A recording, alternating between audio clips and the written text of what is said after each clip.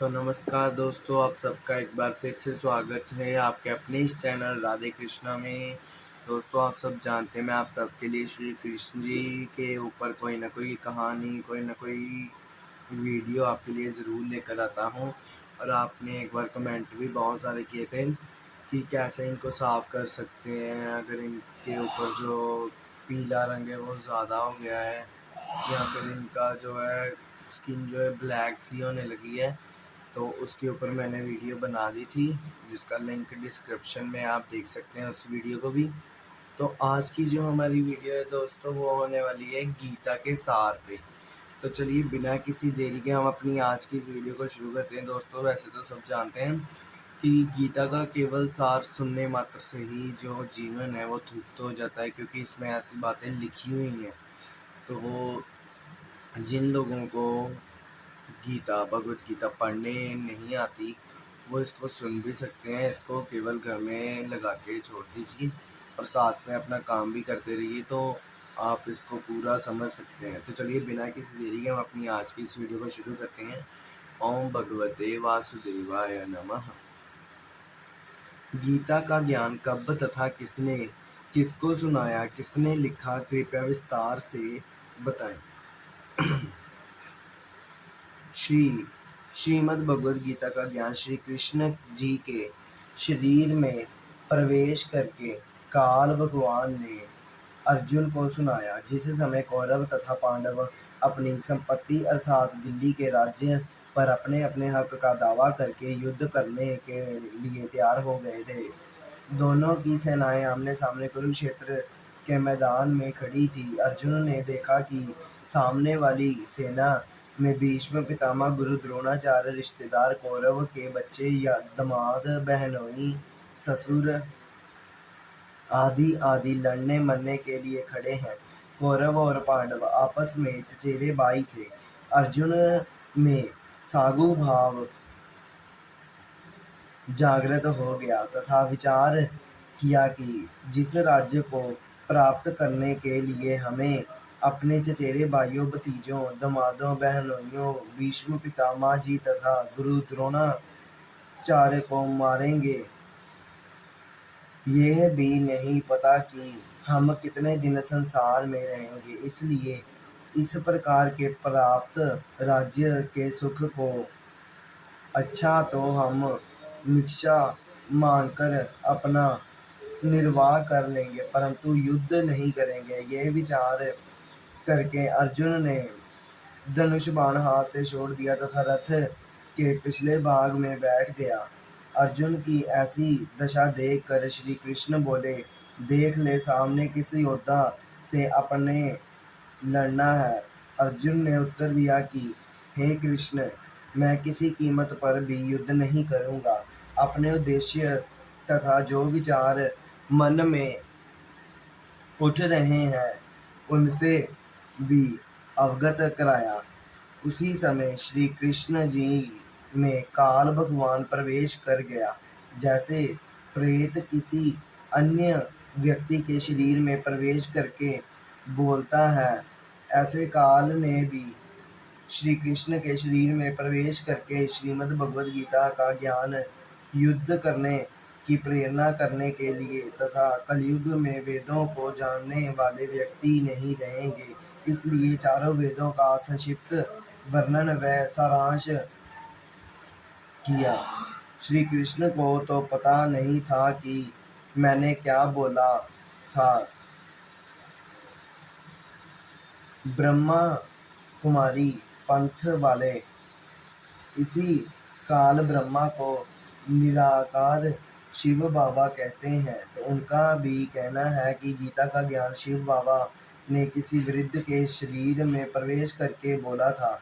ये शिव बाबा ब्रह्मा कुमारी वालों का पूज्य प्रभु है।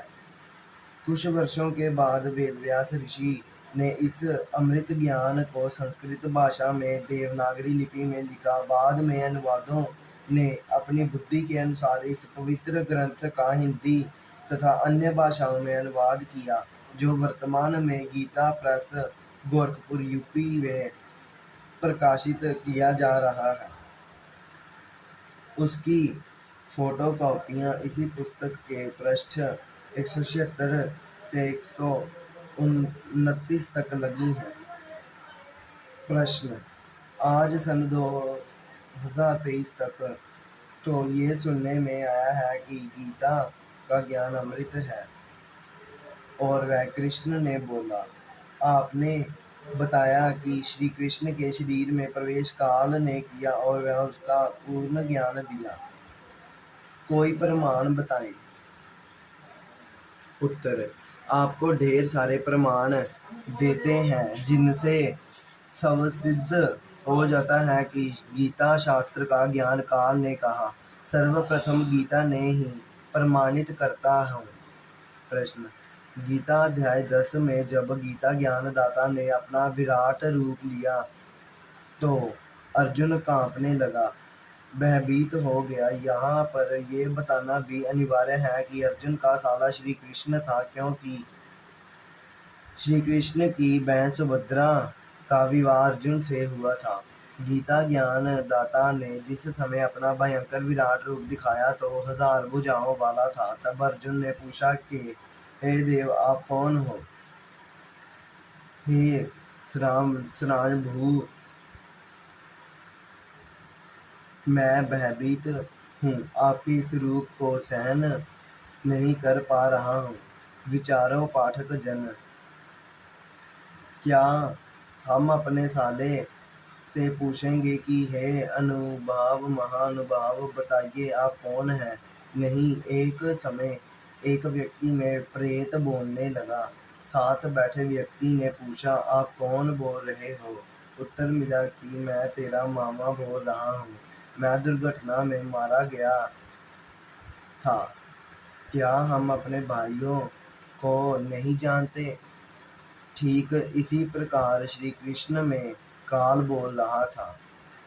गीता अध्याय 11 श्लोक 21 में अर्जुन ने कहा कि आप तो देवताओं के समूह को ग्रास रहे हैं, जो आपकी स्तुति हाथ जोड़कर भयभीत होकर कर रहे हैं। महर्षियों तथा सिद्धों के समुदाय आप से अपने जीवन की रक्षार्थ मंगल कामना कर रहे हैं। गीता अध्याय 11 श्लोक 32 में गीता ज्ञान दाता ने बताया कि हे अर्जुन, मैं बड़ा हुआ काल हूँ, अब प्रवृत्त हुआ हूँ, अर्थात श्री कृष्ण के शरीर में अब प्रवेश हुआ हूँ। सर्व व्यक्तियों का नाश करूँगा। विपक्ष की सर्व सेना तू युद्ध नहीं करेगा तो भी नष्ट हो जाएगी। इससे सिद्ध हुआ कि गीता ज्ञान श्री कृष्ण जी के शरीर में प्रविष्ट होकर काल ने कहा है। श्री कृष्ण जी ने पहले कभी नहीं कहा कि मैं काल हूँ। श्री कृष्ण जी को देखकर कोई भयभीत नहीं होता था। गोप गोपिकाएं, ग्वाल बाल, पशु पक्षी सब दर्शन करके आनंदित होते थे। तो क्या श्री कृष्ण जी काल थे? नहीं।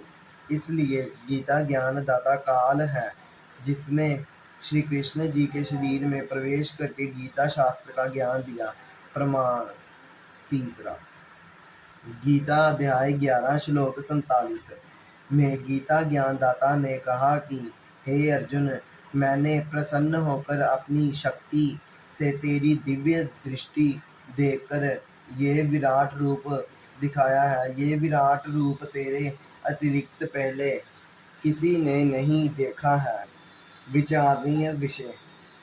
प्रिय भक्तों, महाभारत ग्रंथ में प्रकरण आता है कि जिस समय श्री कृष्ण जी कौरवों की सभा में उपस्थित थे और उनसे कह रहे थे कि आप दोनों आपस में बातचीत करके अपनी संपत्ति का बंटवारा कर लो, युद्ध करना शोभा नहीं देता। पांडवों ने कहा कि हमें 5 गांव दे दो, हम उन्हीं में निर्वाह कर लेंगे। दुर्योधन ने ये भी मांग नहीं मानी और कहा कि पांडवों के लिए सुई की नोक के समान भी राज्य नहीं है, युद्ध करके ले सकते हैं इस बात से श्री कृष्ण भगवान बहुत नाराज हुए तथा दुर्योधन को कहा कि तू पृथ्वी का नाश करने के लिए जन्मा है, कुल नाश करके टिकेगा। भले मानव कहा आधा राज्य, कहा 5 गांव, कुछ तो शर्म कर ले। इतनी बात श्री कृष्ण के मुख से सुनकर दुर्योधन अलग आग बबूला हो गया और सभा में उपस्थित अपने भाइयों तथा मित्रों से बोला कि इस कृष्ण यादव को गिरफ्तार कर लो। उसी समय श्री कृष्ण ने विराट रूप दिखाया। सभा में उपस्थित सर्व सभासद उस विराट रूप को देखकर भयभीत होकर कुर्सियों के नीचे छिप गए। कुछ आंखों पर हाथ रखकर जमीन पर गिर गए। श्री कृष्ण जी सभा छोड़कर चले गए तथा अपना विराट रूप समाप्त कर दिया। अब उस बात पर विचार करते हैं जो गीता अध्याय 11 श्लोक 47 में गीता ज्ञान दाता ने कहा कि ये मेरा विराट रूप तेरे अतिरिक्त अर्जुन पहले किसी ने नहीं देखा था। यदि श्री कृष्ण गीता ज्ञान बोल रहे होते तो ये कभी नहीं कहते मेरा विराट रूप तेरे अतिरिक्त पहले किसी ने नहीं देखा था, क्योंकि श्री कृष्ण जी के विराट रूप को कौरव तथा अन्य सभासद पहले देख चुके थे। इससे सिद्ध हुआ कि श्रीमद् भगवत गीता का ज्ञान श्री कृष्ण जी ने नहीं, काल ने कहा है। ये तीसरा प्रमाण हुआ। चौथा प्रमाण श्री विष्णु पुराण के पृष्ठ 2033 पर प्रमाण है कि एक समय देवताओं और राक्षसों का युद्ध हुआ। देवता पराजित होकर समुद्र के किनारे जाकर छिप गए। फिर भगवान की तपस्या स्तुति करने लगे। काल का विधान है, अर्थात काल ने प्रतिज्ञा कर रखी है कि मैं आप के अतिरिक्त काल में कभी किसी को दर्शन नहीं दूंगा, अपनी योग माया से छिपा रहूंगा। इसलिए यह काल किसी को विष्णु जी के रूप में दर्शन नहीं देता है, किसी को शंकर जी के रूप में, किसी को ब्रह्मा जी के रूप में दर्शन देता है। देवताओं को श्री कृष्ण श्री विष्णु जी के रूप से दर्शन देकर कहा कि मैंने जो आपकी समस्या है वह जान ली है। आप पूज्य राजा को युद्ध के लिए तैयार कर लो। उस राजा श्रेष्ठ के शरीर में प्रविष्ट होकर राक्षसों का नाश कर दूंगा। ऐसा ही किया गया। प्रमाण नंबर 5 श्री कृष्ण विष्णु पुराण के पृष्ठ 2042 पर प्रमाण है कि एक समय नागवासियों तथा गर्वयों का युद्ध हुआ। गर्वयों ने नागों के सर्व बहुमूल्य हीरे, लाल व खजाने लूट लिए। उनके राज्य पर भी कब्जा कर लिया। नागों ने भगवान की स्तुति की। वही काल भगवान विष्णु रूप धारण करके प्रकट हुए। कहा कि आप पुरुषसुत राजा के गृधमों के साथ युद्ध के लिए तैयार कर लें। मैं राजा पुरुषसुत के शरीर में प्रवेश करके दृष्ट गृधमों का नाश कर दूंगा। ऐसा ही हुआ। उपरोक्त विष्णु पुराण के दोनों कथाओं के स्पष्ट हुआ कि यह काल भगवान इस प्रकार अव्यक्त रहकर कार्य करता है। इसी प्रकार हंसने की कृष्ण जी ने प्रवेश करके गीता का ज्ञान कहा। प्रमाण नंबर 6 महाभारत ग्रंथ भाग 2 पृष्ठ 660 पर लिखा है कि महाभारत के युद्ध के पश्चात राजा युधिष्ठिर को राजगद्दी पर बैठाकर श्री कृष्ण जी ने द्वारिका की तैयारी की। तब अर्जुन ने श्री कृष्ण जी से कहा कि आप वह गीता वाला ज्ञान फिर से सुनाओ, मैं उस ज्ञान को भूल गया हूँ। श्री कृष्ण ने कहा कि हे अर्जुन, आप बड़े बुद्धिमान हो, बड़े श्राद्धहीन हो। आपने उस अनमोल ज्ञान को क्यों भुला दिया? अब मैं ज्ञान को नहीं सुना सकता, क्योंकि मैं उस समय योग युक्त होकर गीता ज्ञान सुना रहा था। विचार करें, युद्ध के समय योग युक्त हुआ जा सकता है, तो शांत वातावरण में योग युक्त होने में क्या समस्या हो सकती है? वास्तव में ये ज्ञान काल ने श्री कृष्ण भगवान के शरीर में जाकर बोला था। श्री कृष्ण जी ने स्वयं तो वह गीता ज्ञान याद नहीं। यदि वे वक्ता थे तो वक्ता को तो सर्व ज्ञान याद होना चाहिए। श्वेता को तो प्रथम बार में 40% ज्ञान याद रहता है। इससे सिद्ध है कि गीता का ज्ञान कृष्ण जी में प्रवेश होकर काल ने बोला था। उपरोक्त प्रमाणों को स्पष्ट हुआ कि श्रीमद् भगवत गीता का ज्ञान श्री कृष्ण ने नहीं, उनको तो पता ही नहीं था कि वह क्या कह रहे थे। श्री कृष्ण जी के शरीर में प्रवेश करके काल पुरुष ने बोला था। श्रीमद् भगवत गीता अध्याय 2 श्लोक 12, गीता अध्याय 4 श्लोक 5। गीता अध्याय 10 श्लोक 2 में गीता ज्ञानदाता स्वयं स्वीकार करता है कि मेरी जन्म व मृत्यु होती है, मैं अविनाशी नहीं हूँ। कहा है कि हे अर्जुन, तेरे और मेरे बहुत जन्म हो चुके हैं, तू नहीं जानता, मैं जानता हूँ।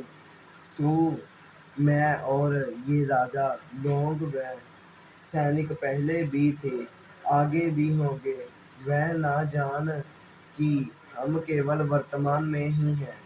मेरी उत्पत्ति को ना तो देवता लोग जानते हैं, ना श्री ऋषिजन, क्योंकि यह सब मेरे से उत्पन्न हुए हैं। इससे सिद्ध हुआ कि गीता ज्ञानदाता काल पुरुष अविनाशी नहीं है, इसलिए इसको शर पुरुष कहा जाता है। श्री देवी महापुराण के तीसरे स्कंद पृष्ठ 123 पर श्री विष्णु जी ने अपनी माता दुर्गा की स्तुति करते हुए कहा है कि हे मात, आप शुद्ध स्वरूप हो, सारा संसार आप से ही उद्भाषित हो रहा है, हम उसकी कृपा से विद्यमान है। मैं ब्रह्मा और शंकर तो जन्मते मरते हैं, हमारा तो अविभाव तथा क्रियोभाव होता है, अब अविनाशी नहीं है। तुम ही जगत जननी और सनातनी देवी हो और प्रकृति देवी हो। शंकर भगवान बोले, हे माता विष्णु के बाद उत्पन्न होने वाला ब्रह्मा जब आपका पुत्र है, तो क्या मैं तमोगुणी लीला करने वाला शंकर तुम्हारी सनातन नहीं हुआ, अर्थात मुझे भी उत्पन्न करने वाली तुम ही हो। इस देवी महापुराण के उल्लेख से सिद्ध हुआ कि श्री ब्रह्मा जी, श्री विष्णु जी तथा श्री शंकर जी को जन्म देने वाली माता दुर्गा देवी हैं और तीनों नाशवान हैं, श्री ब्रह्मा जी, श्री विष्णु जी तथा श्री शिव जी। तो दोस्तों, आज आपने गीता का जो है सार जाना है, वो भी केवल 20 मिनट में मैंने आपको पूरा सार सुनाया है। ये पूरा सार मैंने आपके लिए लिखा, उसके बाद मैंने आपके सामने रखा है। अगर वीडियो अच्छी लगे तो लाइक और शेयर ज़रूर कीजिएगा और चैनल को सब्सक्राइब करना बिल्कुल मत भूलिएगा। ओम भगवते वासुदेवाय नमः।